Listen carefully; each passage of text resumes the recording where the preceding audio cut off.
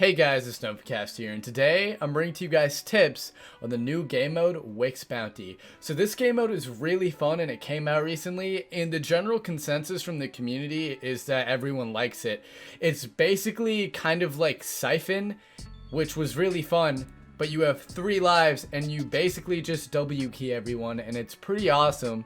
But the thing is, this game mode is pretty hard to win. So in this video, I will be giving you some tips that will guarantee you to get a win before this limited time mode actually disappears.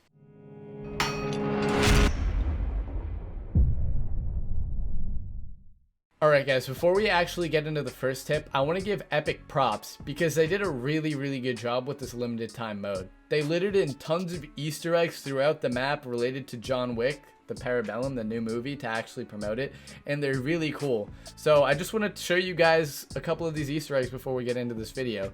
So if you guys don't know, if you go into the hotel, it's actually a no fire zone, which is a little tip to the movie due to the fact that in the hotel in the movie, the assassins can't actually kill each other, otherwise they get excommunicado, which is kind of cool.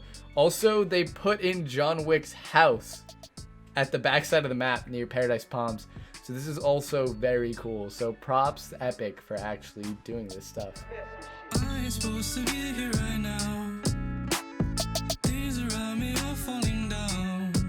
Alright guys, tip number 1 for this game mode is that you need to be running duos. You can't be running solos because that will not work at all. If you're running solos, then you're going to get killed, you're going to get eliminated, and you're not going to have someone to watch your back. You need to be running duos. And the reason you need to be running duos is if you get knocked, they can revive you, they can cover your back if you're getting pinched, you guys can work together, and you guys can rack up a whole lot of kills. You guys can distribute loot easily, and you guys can work together and actually slay out.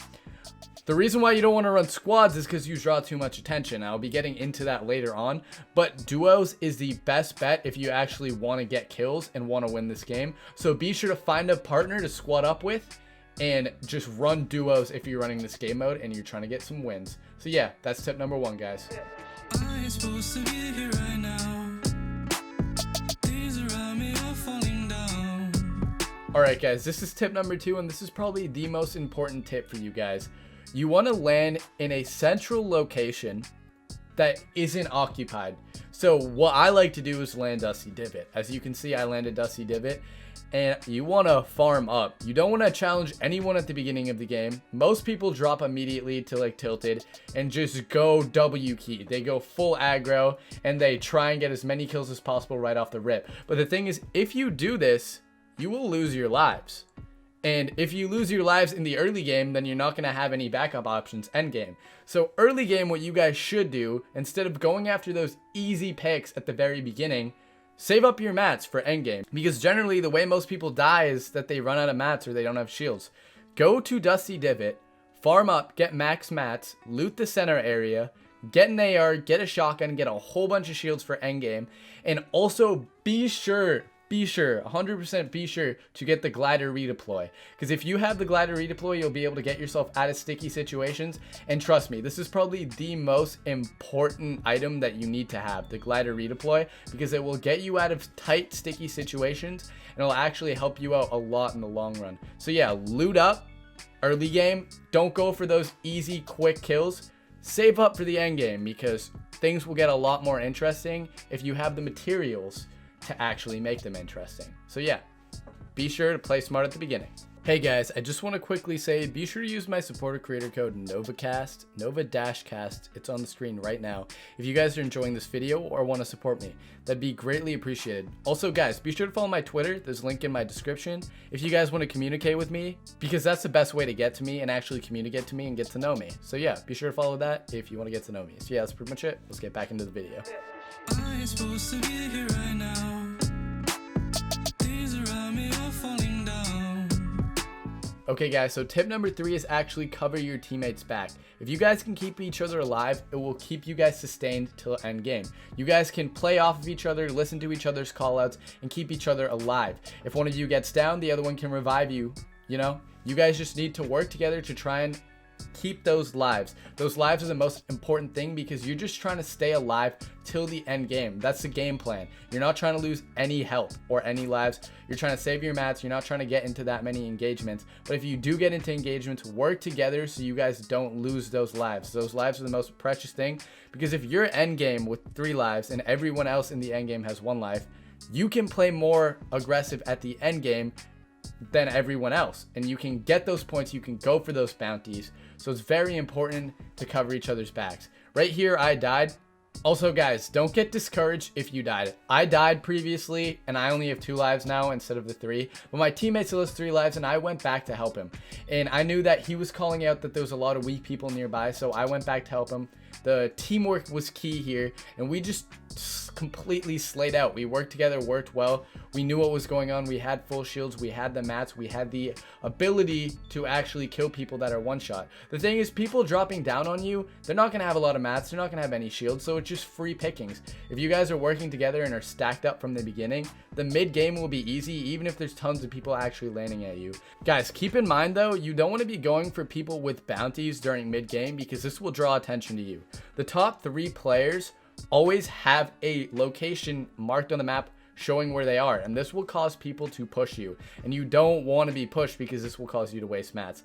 If there's people repeatedly dropping on you because you killed them, those are easy picks if you think about it, because they're not going to be looted up while you're looted up. Like, this guy had no shields. It was an easy pick for me. I still have full shields. His teammates are going to try and push me, but like, I'm in the power position here because I have all the mats. And the thing is, again, we're not going for the bounty, so no one actually knows where we are. And we're just getting free kills, and we're racking up those numbers, racking up those points, but doing it in a subliminal way, so we're still having fun, but still staying low-key. So stay low-key, but don't be afraid to get some kills. I ain't supposed to be here right now. These around me are falling down. Okay guys, so tip number 4 that I want to give you is when the circle gets small, when it gets to this circle right here, I don't know if you can see it, that small on the map right there, that's when you want to actually start going for the bounties. At this point, you do not want to be first, you do not want to be second. Only at this circle do you want to actually start hunting the people that are first and second, because they're going to be low on lives. You're going to have a lot of lives left. I have 2 lives, my teammate has 3 lives. We're doing well. We have a lot of mats. We're completely stacked. So if we go for these people, they're not going to be able to actually fight us back, and we're going to have the advantage. Obviously, they're going to be able to fight us, but we're going to have the advantage on them, so we're probably going to be able to kill them. And just hunt the number 1s and 2s when the circle is this small, and that's how you'll be able to perform the best. Also, guys, always be aware of how many points you have and how many points your teammate has. If you guys are distributed evenly in points, say, like on the screen right now, I have 88 points, and my teammate has 84 points. We're pretty much even. So we can split up and slay as much as we want. We don't have to be super close to each other. One person doesn't have to play a passive at all. We can play the same way because we are equal in points. But say one person is carrying the other person in terms of points. Say I had 200 points and my teammate had 0 points. Then I would want to play a little more passive and let my teammate do the work in getting the kills, because I'm the one with all the points and I don't want to lose them. Because if you die, you immediately lose all your points. So therefore, by me playing passive and my teammate playing a little bit more aggressive, it's the smarter move because you're playing safe. You're playing safe to keep your points because your teammate can obviously die and not lose the points. So in that situation, you want to put yourself out of harm's way if you have the most points, and let your teammate do the dirty work while you lay back and get those kills from the background. So yeah, keep that in mind. I ain't supposed to be here right now. These around me are falling down. Okay guys, so as you can see here, we're playing the end game perfectly. We're stacked on mats. Aggro Beyond has 3 lives, I have 1 life, and we're just going for the bounties. And right here, due to the fact that we were number 2, we killed the number 2 bounty, and Aggro just killed the number 1 bounty. We actually ended up winning the game, and this is one of like numerous wins that we got today. But I just want to let you guys know, only once we started implementing the end game bounty hunting strategy, that's when we started getting more and more victories. And it started getting way more fun because we were getting a lot of kills and actually winning the games. So yeah, that's pretty much the strat, and that's pretty much what I'm trying to get to you guys with. Alright guys, that's the end of the video. Hopefully you guys enjoyed, and if you enjoyed or learned anything new, be sure to sub to the channel because I'm here to help you out. So why not help me out by subbing, and I can help you out in the future. Yeah, that's pretty much it. Drop a like on the video if you enjoyed it. And also, I just want to say the outro song is a song that I've made. So if you enjoy it, be sure to peep the SoundCloud. That's pretty much it. Peace out and bye. I ain't supposed to be here right now. Things around me are falling down.